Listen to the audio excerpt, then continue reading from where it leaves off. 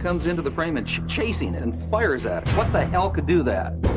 This time on Unexplained Mysteries, Undercover UFOs, we'll investigate important clues that prove the government is engaged in a massive UFO cover-up.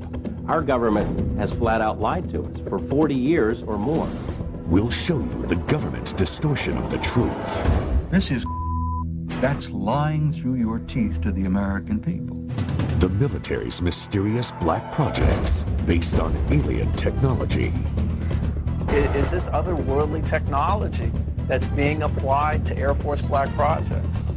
The scientist who was ordered to study an alien UFO.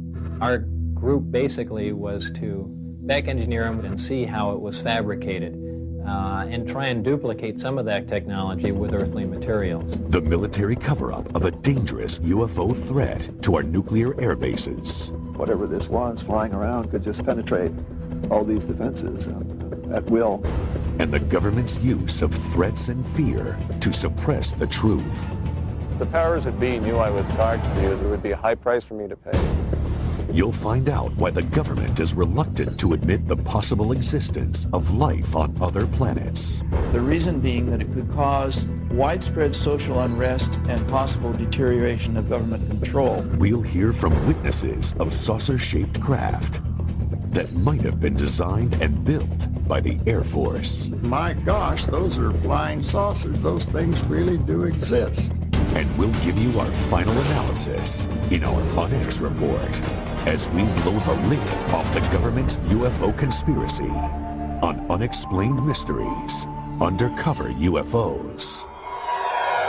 Since the first sighting of a UFO, evidence suggests the U.S. government has lied to the American public to cover up the existence of alien spacecraft.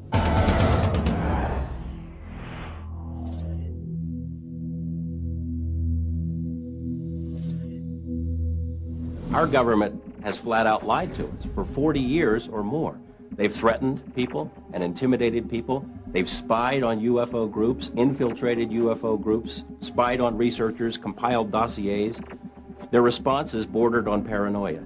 The CIA says that it does not collect information on UFOs, and it hasn't since the 50s. There are reams of documents squeezed out of the CIA that indicate that they have on staff CIA UFO experts, agency personnel monitoring the situation on an ongoing basis. They lie. The Air Force studied UFOs closely. A squadron of pilots had a unique mission: find and photograph UFOs. Pilot Guy Kirkwood witnessed an amazing scene. 16 unidentified objects 2 miles away. They broke rank and just started moving all over. They were below us, they were above us, they were out in front of us, and accelerating, literally at lightning speed. And a dot in the distance, maybe several miles away from you at that point, maybe a pencil point, all of a sudden closing on you at the rate of several thousand miles an hour, and a 36-foot object, which is basically almost the same size as our aircraft, a 36-foot wingspan. But all of a sudden this thing is just closing on you faster than you're able to think. The Air Force suddenly terminated the UFO search squadrons. Years later, Kirkwood started talking about what he saw, and 2 government agents accosted him. And they said, well, the government doesn't like the information being released, and to continue could be detrimental to your health.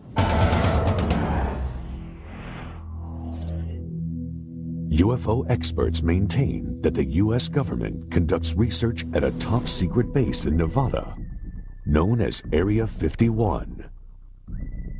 An aerospace engineer who worked there could not believe what he saw.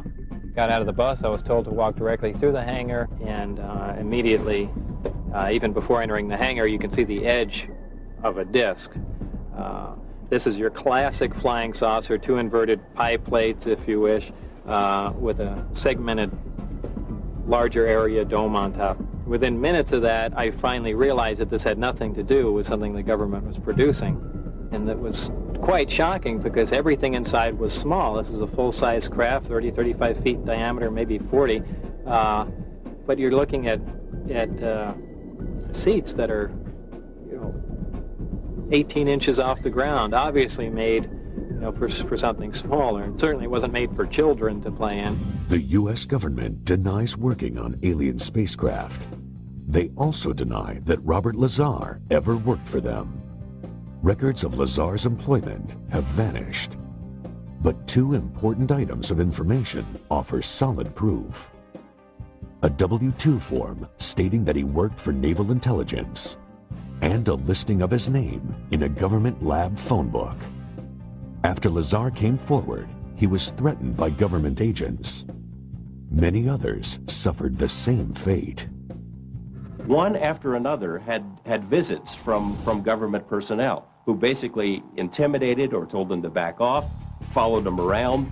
I've been covering organized crime in Las Vegas for 10 years, dealing with mob hitmen and mob informants, people who have been in the witness protection program. The fear that is generated by this UFO subject for people who really know about it far outweighs the kind of fear that the mob inspires. I mean, people are more afraid of our government than they are of organized crime. Despite the risk, Lazar maintains his conviction. I am exactly sure of what I saw. I know what mainstream science is like. I know where physics stands. I know all of that. And this is an extraterrestrial craft. This technology is hundreds and hundreds of years in advance of us, and that's the end of that story. The U.S. government has a history of withholding secrets from the public. LSD experiments on human subjects, radiation tests over cities, the Stealth Fighter Project, and the U-2 spy plane. The government has a name for their policy of systematic lying to the public. It's called disinformation. Our government does it all the time. There are even printed guidelines for how cover stories, disinformation, are supposed to work. While serving at NATO headquarters, Bob Dean saw super-secret documents dealing with UFO sightings called the Assessment. I have to be honest with you and tell you that that information literally changed my life, because I knew for the first time that this subject was not fantasy, it wasn't myth, wasn't legend, it was real, it was true. One of the reasons I'm violating my national security oath is that I believe that the American people are losing their Constitution because of the secrecy and the cover-up. Officially, the government investigated UFOs under the name Project Blue Book. Now, I look upon Blue Book itself as a little bit of disinformation, to tell the people, yes, we're doing something, when in reality, Blue Book, as we understood it, was simply a public relations front. Many experts feel the government will go to any length to conceal the truth. To give you an example of the most recent example of absurd disinformation was this incident involving the Roswell incident. First, the Air Force says it was a weather balloon. And 50 years later, they said, gee, guys, we're sorry. It really wasn't a weather balloon. It was much more than that, but it was a balloon. Project Mogul. Well, I'm tempted to use terms that you'll have to bleep out. This is that's disinformation. That's lying through your teeth to the American people. And if that isn't disinformation, I don't know what is. Coming up, the frightening UFO threat on our nuclear arsenal. It was a classic flying saucer, and it shot a beam of something at our warhead. Find out about the military's top secret black projects. Area 51 is the most tightly secured installation in this country. I saw the object exhibit entirely unconventional flight characteristics. The government's search for extraterrestrial intelligence, which was abruptly terminated.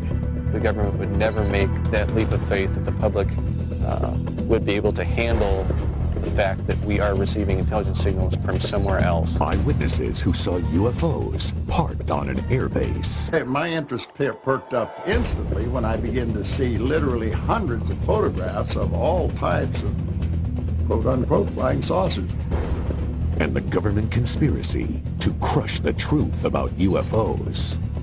I don't think the military has any credibility with the public in terms of its denials of this program or that program. And we'll give you our ultimate account with our UNEX report. Stay tuned for more on Unexplained Mysteries.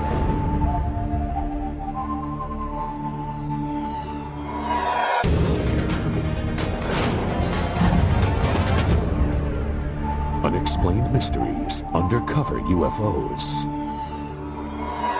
The long-time U.S. policy of lies and disinformation may have put the public in danger.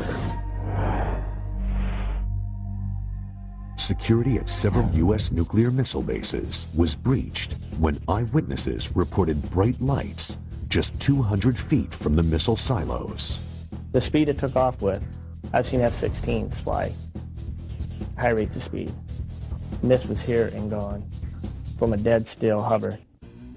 Wordsmith Air Force Base, Oscoda, Michigan. Shuttered now, it was an important part of Strategic Air Command's Northern Tier Nuclear Bomber Retaliation Force. An alarm sounded when several unidentified objects showed up on radar, and they were headed straight for the airbase.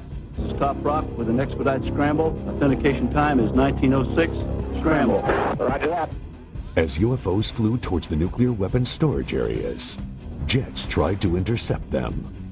But by the time the pilots got there, they were gone. There were at least a dozen U.S. and Canadian military bases that were overflown during a 3-week period. Air Force personnel reported numerous sightings and radar contact of the UFOs in official documents.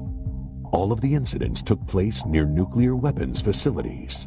When one object came low over a weapons storage area that appeared to demonstrate a clear intent over this area, meaning it seemed to have intelligence. I was awakened in the morning by a bright, glowing orange colored light. Looked out over the creek. There was a large, glowing orange oval-shaped object. It hovered over there for, I'd say, good 3 to 4 minutes. It sped off at a high rate of speed, heading away from the airbase. I was scared. There was fear running through me. In their public accounts, the Air Force officially denied all the reports. It's very difficult to find military witnesses because they're, at the time, covered by regulations. I decided, along with several other researchers, to file Freedom of Information requests with the Pentagon. The Air Force documents stated, quote, penetration of sensitive areas during the hours of darkness have prompted the implementation of Security Option 3 at our Northern Tier bases, unquote. The reason this is so significant and interesting is that they seem to be focused on atomic weapons. These bases, because of what they stood for, they were our massive retaliation capability, and therefore they were very high security bases. Whatever this was flying around could just penetrate all these defenses at will. The important question, did the UFOs affect the missile's ability to launch? Malmstrom Air Force Base had several intrusions near missile silos, one involving an object which, according to one witness, hovered over the silo and somehow managed to change the tracking numbers on the missile. According to the witness, the missile had to be removed and retooled to make it work again. And to see this, not in UFO books, but in government military messages, was a real eye-opener. And I think that if the public had known that at the time, there would have been great alarm. About 10 years before, Air Force Lieutenant Robert Jacobs witnessed something remarkable.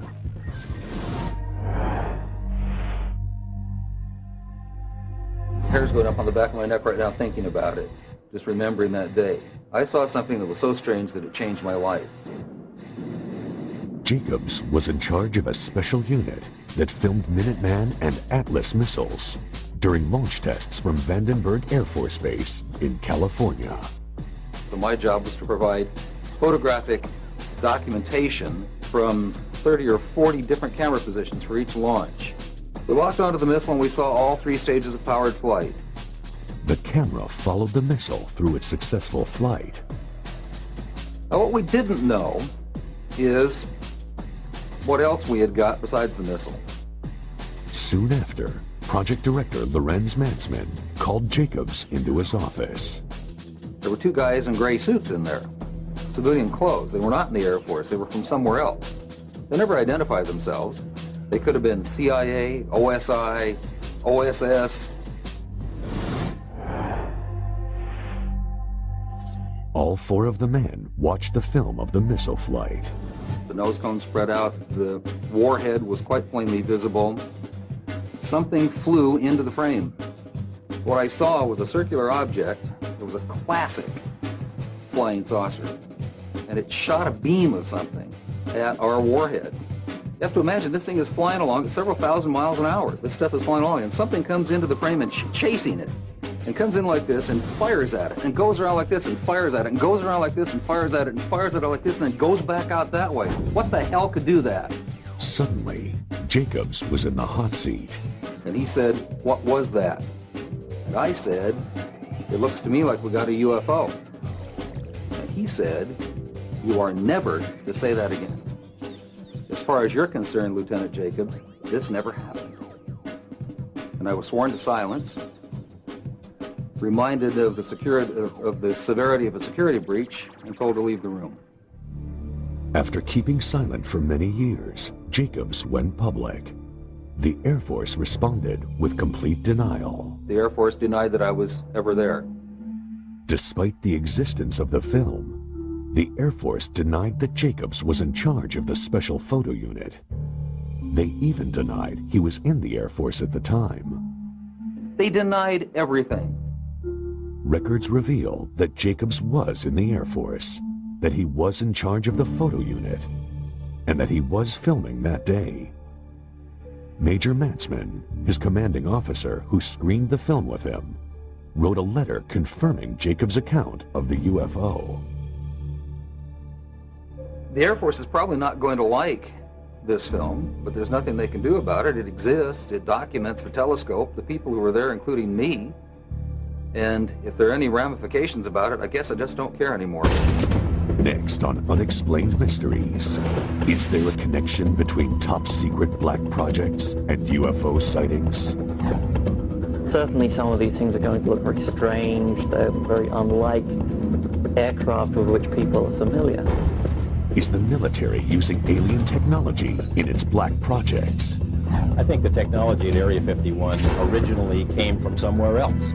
And what happens to people who want to get close to Area 51? I think that could be the biggest and perhaps the last mistake they are going to make in their life. We'll show you why NASA terminated its own probe that was getting information to life on Mars. They said that NASA or the government might want to consider keeping the information from the public. And the government abruptly stopped its search for extraterrestrial life. For certain people, that's not something that they want to either believe in or allow anybody to know that they believe in. We'll expose what the government does to military officers who report UFOs. I got letters from high-ranking officers that they had no record of such an aircraft ever existing. And we'll sum up the UFO conspiracy in our UNEX report. There's much more to come on Unexplained Mysteries. Undercover UFOs. Black projects. That's the name for secret military development efforts. Certainly some of these things are going to look very strange. They're very unlike aircraft with which people are familiar. There seems to be a connection between black projects and UFO sightings. Well, certainly the history of the flying saucer phenomena suggests that in the past, classified programs resulted in a lot of reports of flying saucers. And if you see all of the instances where conventional aircraft have been misinterpreted as flying saucers, it's quite easy to understand how unconventional aircraft could receive a similar misinterpretation. In the Nevada desert, we have things out there that are literally out of this world. Groom Lake, Nevada, also known as Area 51, where experts believe the military is working on top-secret projects.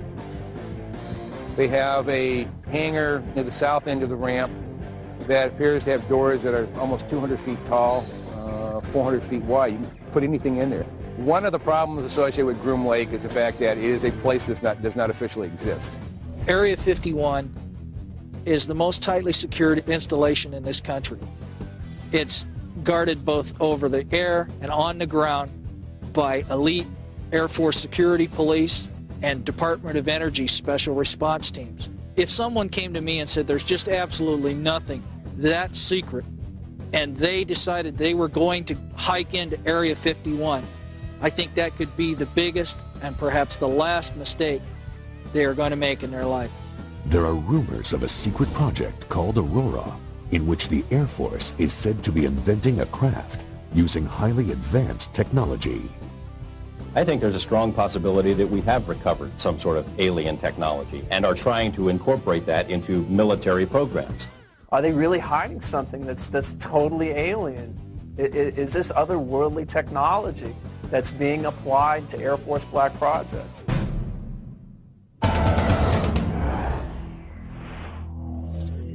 Sonic booms have been reported in Los Angeles, evidence of high-speed, unidentified craft. They've been traced back to Groom Lake, Nevada. We really can't tell what's moving. The only thing we see is a sonic boom, and that's telling us that something is moving faster than the speed of sound. So actually, we can't even tell it's an airplane. The military maintains its position of denial.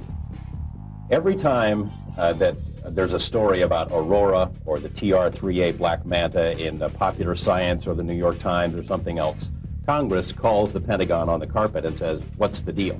They want to know if these planes exist. And every time they've asked about those planes, they've been told there is no such thing. The military's established a pattern of denial concerning these highly capricious wild aircraft beginning in the late 50s and continuing to this day. Two UFO experts investigated Area 51 up close. They saw several red-orange objects in the sky. They started at great height, seemed to descend, and then flared out. It was startling. Then a series of silver pewter flashes went directly across the horizon at terrific speed. One of these silver flashes went directly up into the air. The bottom one seemed nearly to hug the ground. When they tried to leave the base, they were stopped by security. Boom. Headlights come on. There was an M16 pointed at us. And here we were faced with a life and death situation. But we also knew that we had crossed the line back into public domain, and therefore we were saved. 3 months later, Mark Farmer saw the same red-orange flying objects. I saw the object exhibit entirely unconventional flight characteristics. At times it would wobble around in the sky and appear very unstable. At other times it would be in a rock-hard hover. It was an oblated sphere, multicolored, crimson on bottom, blue-green on top, much brighter than anything else in the sky. Robert Lazar, the aerospace engineer who worked at Area 51, is convinced that these objects were experimental Air Force craft developed from alien technology. He claims there are at least 9 flying saucers stored there. I was part of a back engineering group, and our job was basically to look at these recovered discs, and I say recovered because I don't know really where they came from. Whether they were given to us, we found them, shot them down, who knows what.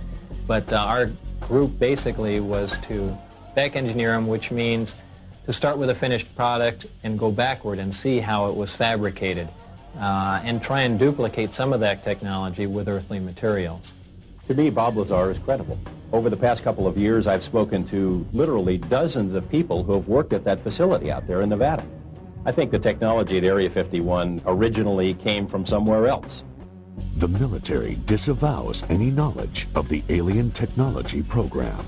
I don't think the military has any credibility with the public in terms of its denials of this program or that program. They've denied the U-2 existed, they denied the SR-71 existed, they denied working on stealth. All of those programs suddenly were unveiled. Coming up on Unexplained Mysteries, the destruction of one of NASA's most valuable space probes. Was it intentional? It did not lose transmission. They turned it off. The promising search for extraterrestrial intelligence that the government ended abruptly. If our government knew that we got signal from outer space, they'd clamp a lid on it. The mysterious UFO sightings on the ground at MacDill Air Force Base. It was nearly 100 feet across. The military headquarters for a secret UFO intelligence team. Wright-Patterson had something unique to our government, and that was the Technical Intelligence Organization. And the government's refusal to divulge UFO secrets. A lot of people say, well, how can something be kept secret? The F-117 stealth fighter was kept secret for approximately 10 years. And you'll get the ultimate rundown with our UNEX report. More secrets, more revelations. Next on Unexplained Mysteries. Unexplained Mysteries, Undercover UFOs. The government's cover-up of alien life extends to other planets. The unmanned Mars Observer was packed with sensitive data-gathering equipment. But it never completed its mission. NASA blamed the failure on technical malfunction. But experts think there's more to NASA's story. It starts with a strange area on the red planet known as Cydonia. It's quite possible that NASA knows more about anomalous structures on Mars, possible extraterrestrials, even structures on our moon that they're not telling us about. There is sufficient evidence to indicate that some of the objects on Mars may possibly be artificial.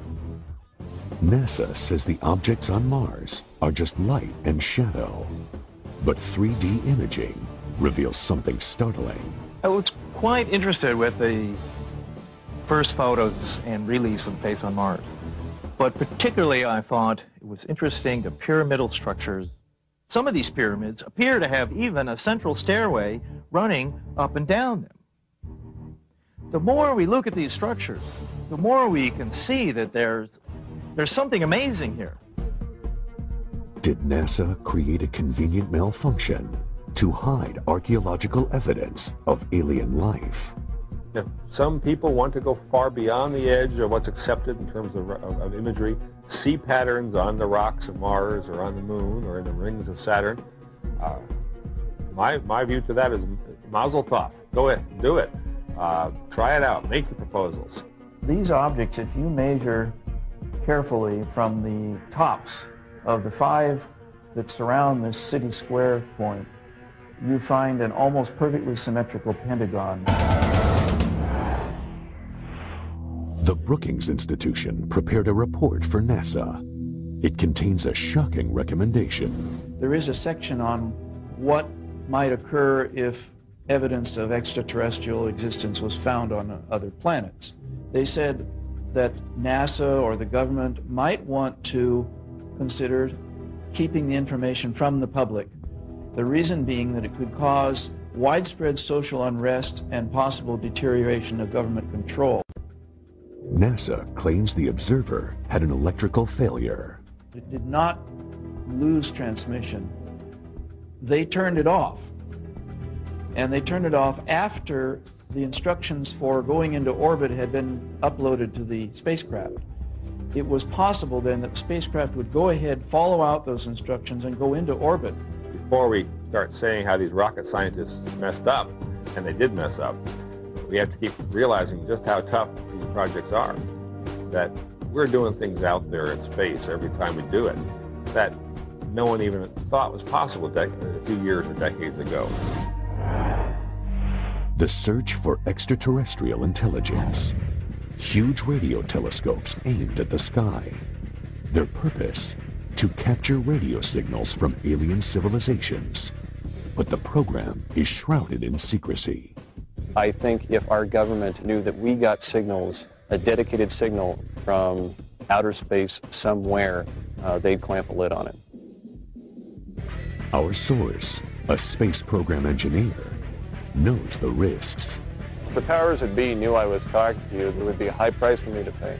After years of denying the existence of UFOs, the government abruptly decides to spend millions on searching for aliens. But there's a catch. It's very hard to believe that the government would allow something this extraordinary to be released to the general public without scrutiny and censorship. In the Mojave Desert, the government set up Goldstone Station on a military base. It's RF quiet, which means there's not a lot of background noise when they're looking for signals. It's really ideal for this type of search. Soon after coming online, the telescopes picked up signals called hits.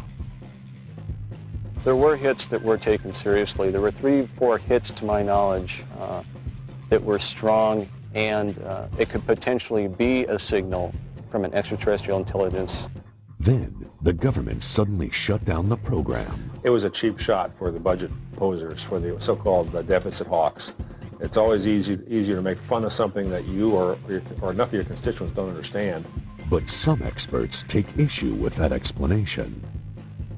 If they embrace the concept of looking for alien signals, they also have to acknowledge the fact that the alien signals are coming from an extraterrestrial intelligence somewhere.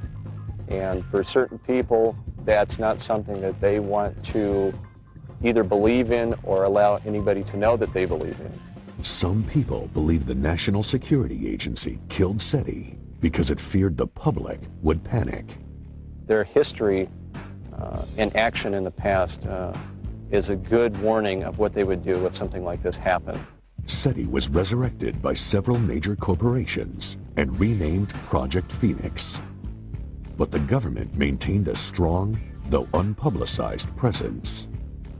If the hits do come down, they will be suppressed, and I don't think anybody will take a chance. The government would never make that leap of faith that the public would be able to handle the fact that we are receiving intelligence signals from another race, creature, something from somewhere else. Next on Unexplained Mysteries, the Air Force officer who saw a number of UFOs. My gosh, those are flying saucers. Those things really do exist. Or were they experimental military planes? A lot of people say they're from deep space, but they could just as easily be from this world. Find out how the military dealt with questions about the aircraft. They had no record of such an aircraft ever existing. And we get to the truth about the UFO conspiracy in the UNEX Report, next on Unexplained Mysteries.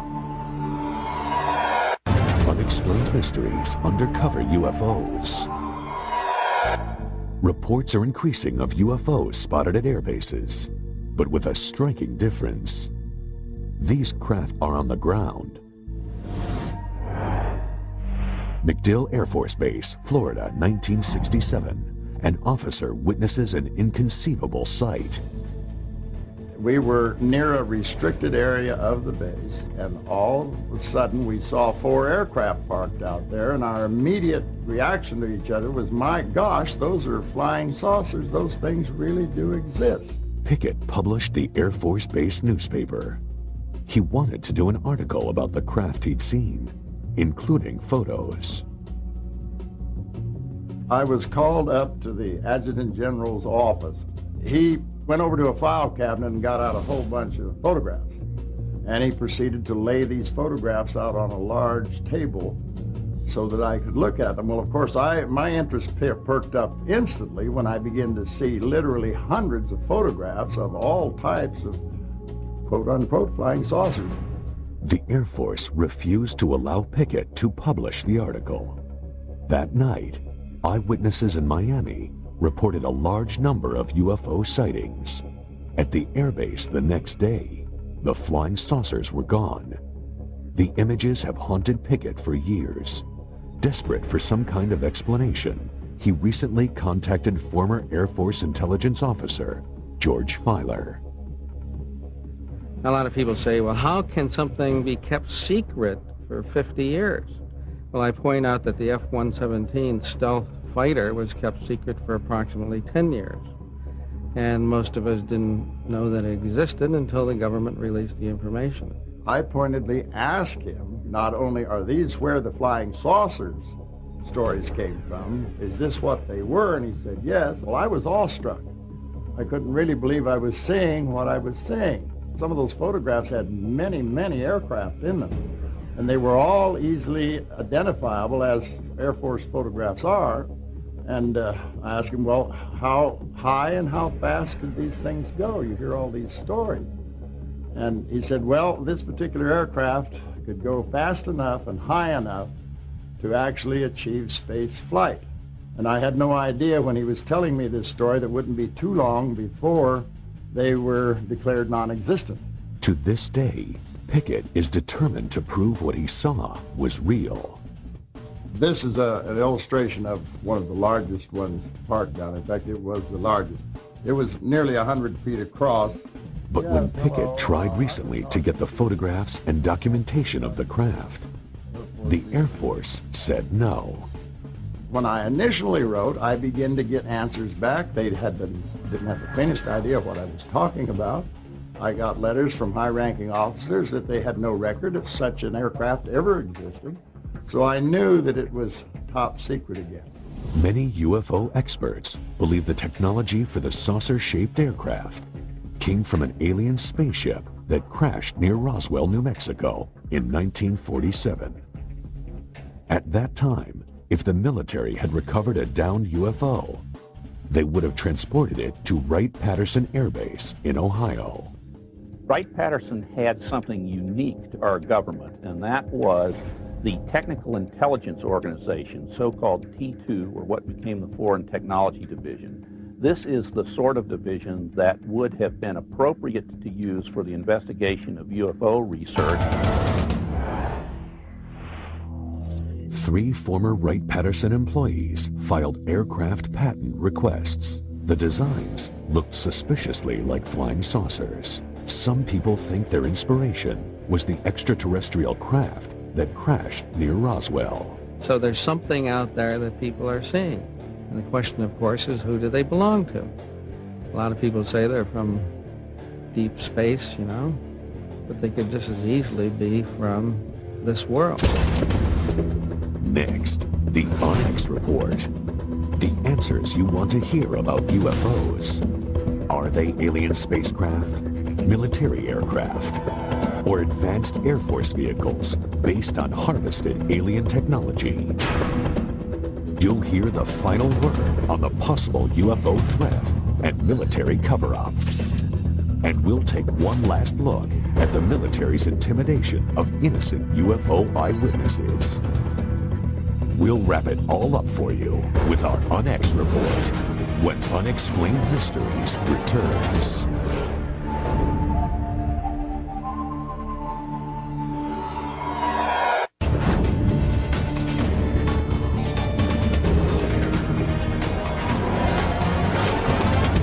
And now for the UNEX report.